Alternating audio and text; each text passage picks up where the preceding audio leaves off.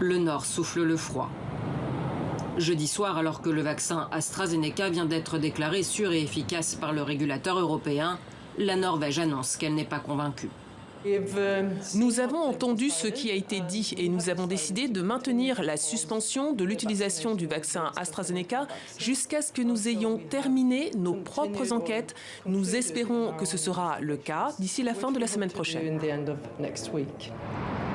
La Suède, mais aussi le Danemark, préfèrent également attendre. Les 3 pays scandinaves prennent très au sérieux les travaux menés par une équipe de chercheurs norvégiens.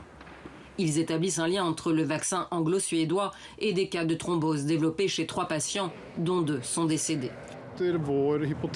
Nous avons obtenu des résultats susceptibles d'expliquer l'évolution clinique de nos patients hospitalisés. Ces patients ont développé une forte réponse immunitaire, ce qui a conduit à la formation d'anticorps qui peuvent affecter les plaquettes et ainsi provoquer un caillot sanguin.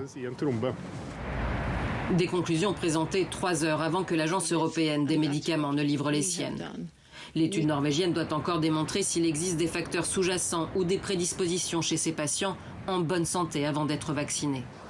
Quoi qu'il en soit, plusieurs pays de l'Union européenne ont repris la vaccination avec l'AstraZeneca dès ce vendredi. C'est le cas notamment de l'Allemagne et de la France, dont l'autorité de santé recommande néanmoins de réserver ce vaccin aux plus de 55 ans au lieu de 50, les cas de thrombose grave en Europe ayant été constatés chez des personnes plus jeunes.